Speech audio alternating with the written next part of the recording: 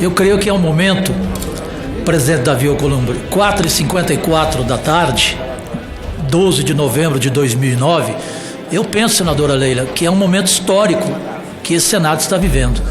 Eu imagino neste momento como está ao lado de Deus, orgulhoso, o seu pai, Rames Tebet. A senhora acaba de dar aqui uma aula de democracia. E é tão bonito saber que o presidente Davi Alcolumbre apoia, ou seja, que em nenhum momento tratorou, que em nenhum momento discordou, como parte da imprensa hoje chegou a publicar. Então esse Senado dá um exemplo, senadora Simone Tebet, Vossa Senhoria como presidente da CCJ, de que haverá liberdade, e de que haverá o direito na semana que vem de cada um se manifestar, mas que em nenhum momento aqui vai se passar em branco um assunto tão importante como esse da segunda instância. Então é só para dizer que nesse momento, se eu estou orgulhoso, imagine o seu pai de vossas palavras, imagine o Brasil do comportamento desse Senado, presidente Davi, em relação à segunda instância, ou seja, ela será discutida e será evidentemente, democraticamente aprovada ou não na CCJ e depois aqui com a mesma discussão no plenário. Agradeço sobretudo o carinho de Vossa Excelência, senador Cajuru. Senadora Simone Tebet. Cajuru, então eu venho, nesse mesmo sentido da primeira parte da fala de Vossa Excelência, trazer uma boa notícia. Aqui já foi dito pelo autor da PEC, que trata da questão da segunda instância, que fez um agradecimento ao presidente da Casa, Davi Alcolumbre. Eu venho aqui agora dizer que acabamos nesse momento de alinhavar, ele como presidente do Senado, eu como presidente da Comissão de Constituição e Justiça, um procedimento mínimo, não é, presidente Davi, a respeito da tramitação desta PEC ou mesmo de uma legislação infraconstitucional em relação à alteração do Código de Processo Penal. E na conversa que tivemos, ficou muito claro por parte do presidente do Senado de que ele entende sim que cabe ao Congresso Nacional, por competência, legislar, discutir e votar qualquer matéria, constitucional ou não, legal ou não. Isso quem vai dizer é o plenário desta casa, o plenário do Congresso Nacional. E quem se sentir injustiçado e quem entender que o que fizemos é legal ou não, constitucional ou não, que recorra às instâncias cabíveis, no caso o Poder Judiciário. E digo isso, senhoras e senhores, porque as idas e vindas do Supremo Tribunal Federal em relação a esta questão da prisão da segunda instância tem causado uma preocupante e até absurda instabilidade no país. E não me refiro à instabilidade ou insegurança jurídica só não, eu me refiro à instabilidade e insegurança política.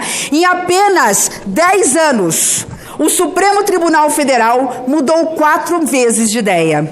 Até 2019, podia prender com a decisão em segunda instância. De 2009 até 2016, não pode prender com apenas decisão em segunda instância. 2016 até ontem, podia prender bastando a decisão de segunda instância. Agora não pode mais. Ora, a pergunta que eu deixo aqui aos senhores é: até quando nós ficaremos dependendo da interpretação do Supremo Tribunal Federal? Até a mudança da composição daquela corte, que se dará no ano que vem, em 2020, com a saída do ministro Celso de Mello? Onde novamente se levará essa questão para ser discutida? Não. É nossa competência, é nossa responsabilidade, é nossa obrigação e é inadmissível a nossa omissão, seja qual for o nosso posicionamento, a favor ou contra a prisão em segunda instância. Mas essa é uma atribuição nossa. Nós que reclamamos tanto do ativismo do Poder Judiciário, nesse caso não houve, ele fez uma interpretação legítima do texto que lhe foi apresentado numa ADC do artigo 283, fez uma interpretação para muitos correta, para outros incorreta, pouco importa. A questão é que o assunto é tão complexo que houve empate. O voto de desempate ou de Minerva foi dado pelo presidente do Supremo Tribunal Federal. Tanto é nessa nossa competência que o Supremo não fechou questão. Ele devolveu a bola, como disse aqui alguns colegas, ou ele devolveu a responsabilidade a esta corte, quando no voto do presidente do Supremo Tribunal Federal e mais, presidente Davi, numa coletiva ou numa imprensa nacional, o presidente Toffoli, que foi o voto de Minerva, disse: eu dei uma decisão porque eu estava julgando a constitucionalidade de uma lei feita pelo Congresso. É constitucional, mas da mesma forma como ela fez, ela pode mudar. Ou seja, o Congresso Nacional tem o poder de alterar o artigo 283 da Constituição Federal. E ao trazer essa questão para nós, é inadmissível a nossa omissão.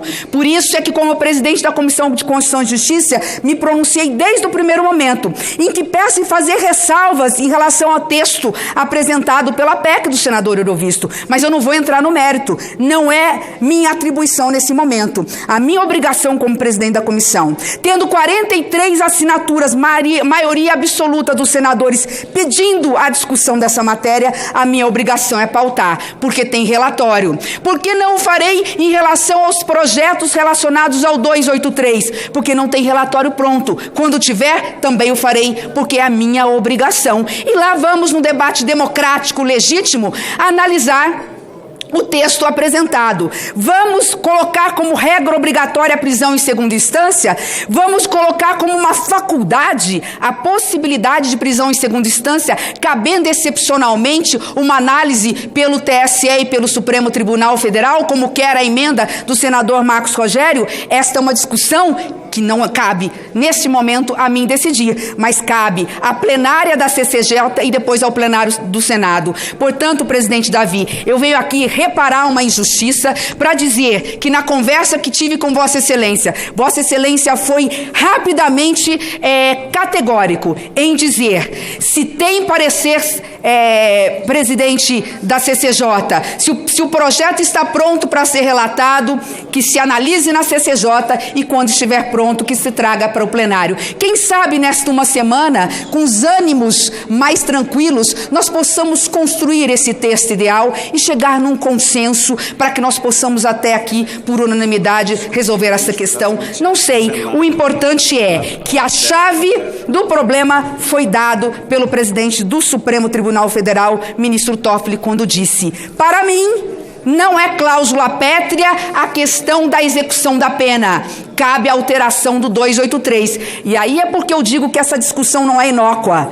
Se ele decidiu como voto de Minerva no 6-5 e ele já antecipou o seu voto, daria ou dará 6-5 favorável ao texto, que de forma moderada, equilibrada, dentro dos preceitos constitucionais nós elaborarmos. E também, se radicalizarmos, se violarmos certos preceitos, o próprio Supremo poderá dizer que este novo texto também é inconstitucional. Então, o que eu venho dizer aqui é, num agradecimento ao presidente do Senado, é agradecer e dizer como presidente da CCJ: vamos pautar no dia 20, vamos nos debruçar sobre a matéria, vamos dialogar, procurar aquele texto possível para que nós possamos entregar para a Câmara dos Deputados uma resposta. E, por fim, antes de passar a palavra, que eu não sei se cabe à parte, mas é muito importante dizer aqui que, infelizmente, nós não podemos tratar essa matéria pensando no caso A, B ou C. Não vamos fulanizar.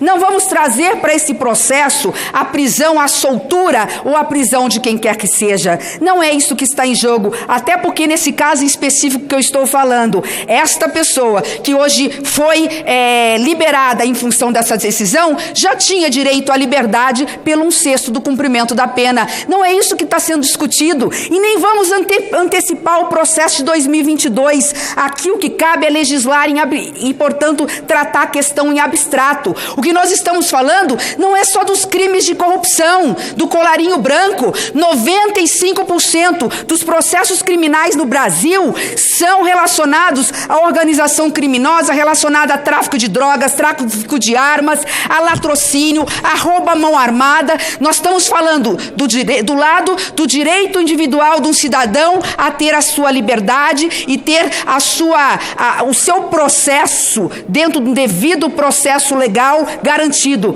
mas do outro também o direito à liberdade de ir e vir de uma sociedade que hoje está acuada pelo medo da insegurança e da violência que assola o país. É disso que se trata. E dentro desse jogo de dois interesses, de um lado o interesse da sociedade, de outro o interesse individual de um cidadão que precisa ser preservado na sua essência, nós temos como construir, através do diálogo, um projeto razoável que atenda os dois lados e que possa dar uma satisfação a essa mesma sociedade. É isso que eu espero como presidente da CCJ a partir do dia 20, fazendo mais uma vez um agradecimento ao presidente da casa. Eu não sei se eu posso dar uma parte que o senador Dário Berger está solicitando. Nós estamos em processo de votação de embaixador, mas como vários senadores eu cedi a palavra, eu concedo que Vossa Excelência dê uma parte ao senador Dário Berger e eu vou ensinar a votação do embaixador. Muito obrigado, presidente. Senadora Simone, eu quero aproveitar esse brilhante pronunciamento que Vossa Excelência faz para fazer um pequeno registro. Eu tenho recebido, depois da votação pela Suprema Corte da questão da segunda instância, centenas de milhares de solicitações e também alguns insultos, vários insultos, o que me é muito preocupante. Certamente, essas solicitações para que eu vote na segunda instância se dê conta, sobretudo, pelo fato de eu não ter assinado aquela lista dos 43 senadores. Agora, eu quero esclarecer aqui a todos os senadores e senadoras e o povo brasileiro de que eu não assinei a lista, não é porque eu sou contra ou sou a favor a prisão na segunda instância. Eu não assinei naquele momento porque eu não achei oportuna, porque para mim representava uma afronta à Suprema Corte, que estava prestes a decidir uma matéria de suma importância para o Brasil e para os brasileiros. Eu quero dizer aqui que eu sou favorável à prisão em primeira instância, não é em segunda instância, dependendo das circunstâncias. Então, sou favorável também à prisão em segunda instância, dependendo das circunstâncias. Agora, Vossa Excelência esclareceu muito bem. Nós estamos tratando de uma matéria muito polêmica. É a privação de liberdade. Não se pode fazer isso no impulso, a ponto de tomar uma atitude que daqui a um pouco nós podemos nos arrepender. Eu sempre pautei a minha conduta aqui pela coerência, pela serenidade e pelo equilíbrio. Eu nunca me antecipei aos fatos, porque tem uma regra básica que diz o seguinte: na dúvida, espere um pouco, reflita sobre o problema, para depois efetivamente tomar a decisão. Portanto, eu aproveito esse brilhante, extraordinário pronunciamento de Vossa Excelência e que Vossa Excelência vai pautar essa matéria. Acho importante. Tem a questão das cláusulas pétreas que precisa ser analisada. Não é um assunto para se votar e para se pautar de qualquer forma e de qualquer momento. Portanto, eu quero continuar tendo o meu equilíbrio, a minha serenidade, para que a gente possa votar uma matéria consciente, sobretudo, da nossa responsabilidade. Senador Dário Berger, eu não tinha dúvida e não tenho dúvida da lisura, do equilíbrio, da racionalidade de Vossa Excelência. E para fazer jus a este brilhantismo que é o seu mandato aqui nesta casa, fica o meu compromisso de, nessa mesma linha, se for necessário, ajudar na elaboração de um texto possível, constitucional, que dê conforto a todos e que permita também, é importante dizer o que o senador Dário está mencionando. Nós não podemos esquecer que temos inúmeros crimes penais de baixa periculosidade, nós temos o furto, que não há a violência, nós temos mesmo, às vezes até um homicídio culposo, a pessoa não teve intenção de matar, é um pai de família, é uma pessoa de bem que cometeu alguma irregularidade, sem querer porque disparou uma arma ou algo nesse sentido, nós temos que ter uma oportunidade ou termos no texto algo que permita a esse cidadão poder responder em liberdade até o trânsito julgado. Para isso é que, tendo o apoio do presidente do Senado, tendo uma comissão como a Comissão de Constituição e Justiça, com 27 valorosos e valorosas senadores da República, pessoas equilibradas, de bom senso, nós poderemos, tendo como texto base a PEC do senador Eurovisto e no pacote anticrime que já está pronto para pautar, o artigo 283 dali e, em seguida, o 283 de projetos que estão para serem entregues os relatórios, construir a alternativa possível na Constituição e no artigo 283. Tenho certeza que o Senado Federal dará a resposta ao país de forma equilibrada para preservar, repito, o direito individual do cidadão à sua liberdade, o interesse coletivo da sociedade de não ser privado do seu direito de viver por conta da violência que assola esse país. Parabéns a Vossa Excelência. Senador Álvaro, com prazer. Desculpa, senador Simone. Cajuru, Vossa Excelência havia solicitado primeiro. Eu gostaria, inclusive, eu creio que é um momento, presidente Davi Alcolumbre, 4h54 da tarde, 12 de novembro de 2009, eu penso, senadora Leila, que é um momento histórico que esse Senado está vivendo. Eu imagino neste momento como está ao lado de Deus, orgulhoso, o seu pai, Rames Tebet. A senhora acaba de dar aqui uma aula de democracia. E é tão bonito saber que o presidente Davi Alcolumbre apoia, ou seja, que em nenhum momento tratorou, que em nenhum momento discordou, como parte da imprensa hoje chegou a publicar. Então esse Senado dá um exemplo, senadora Simone Tebet, Vossa Senhoria como presidente da CCJ, de que haverá liberdade e de que haverá o direito na semana que vem de cada um se manifestar, mas que em nenhum momento aqui vai se passar em branco um assunto tão importante como esse da segunda instância. Então é só para dizer que nesse momento, se eu estou orgulhoso, imagine o seu pai, de vossas palavras, imagine o Brasil do comportamento desse Senado, presidente Davi, em relação à segunda instância, ou seja, ela será discutida e será evidentemente, democraticamente aprovada ou não na CCJ e depois aqui com a mesma discussão no plenário. Parabéns, que orgulho. Agradeço sobretudo o carinho de Vossa Excelência, senador Cajuru. Senadora Simone Tebet, também para cumprimentá-la pelo discurso brilhante e pela providência, juntamente com o presidente Davi Alcolumbre, garantindo que nós estaremos deliberando rapidamente sobre essa matéria. Nós não podemos conviver com o paraíso da impunidade. Não há dúvida que não há revolta maior hoje no país do que esta decisão de revogar uma jurisprudência que possibilitava a prisão em segunda instância, passando a ideia de justiça, de fim da impunidade no nosso país. Uma transição daquele conceito arraigado de que a justiça no Brasil só alcançava os pobres para um novo conceito onde a justiça passou a alcançar os barões da corrupção, poderosos empresários, políticos de notoriedade nacional, presos e certamente sinalizando para uma nova justiça. Repentinamente, o retrocesso, o abraço no atraso. Cabe agora, sim, ao Senado Federal fazer aquilo que não fez antes, porque deveria já ter legislado sobre essa matéria. Há propostas desde 2017, por exemplo, projeto do senador Lazier, alterando o artigo 283 do Código de Processo Penal, proposta de emenda à Constituição de nossa autoria também, estabelecendo constitucionalmente a prisão em segunda instância. Nós oferecemos o espaço e nesse vácuo o Supremo Tribunal Federal acaba por decidir contrariando uma aspiração nacional e promovendo um saidão histórico que certamente é repudiado pelo povo brasileiro. Por essa razão, senadora Simone, os parabéns a Vossa Excelência e certamente a Comissão de Constituição e Justiça encontrará a melhor forma para oferecer ao Brasil a resposta que a sociedade está exigindo. Eu agradeço, senador Álvaro. Presidente Davi, me permita fazer justiça e um reparo aqui. Eu recebi um telefonema do senador Rodrigo Pacheco.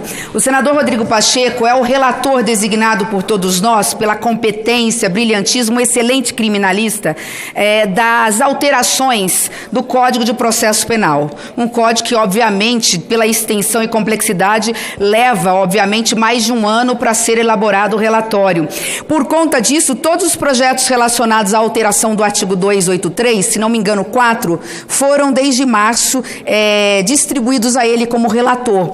E ele teve o equilíbrio, o bom senso e a generosidade, por mérito e iniciativa dele, de dizer hoje para mim, Simone, eu não quero atrasar o processo, então eu continuo relator do CPP, estou devolvendo as relatorias da alteração do 283 para que naquela conversa que tivemos, senador presidente Davi, possamos, dentro do 283, achar uma alternativa de texto ideal que possa passar no Congresso, aqui na Câmara dos Deputados. Então, estou recebendo este projeto e depois, conversando com os colegas, estaremos designando um único relator para todos os projetos relacionados ao artigo 283. Muito obrigada, senadora Simone, permite uma parte curta? Pois não, senador. Em primeiro lugar, para... Desculpa, eu não enxergo, acho que muito bem de longe.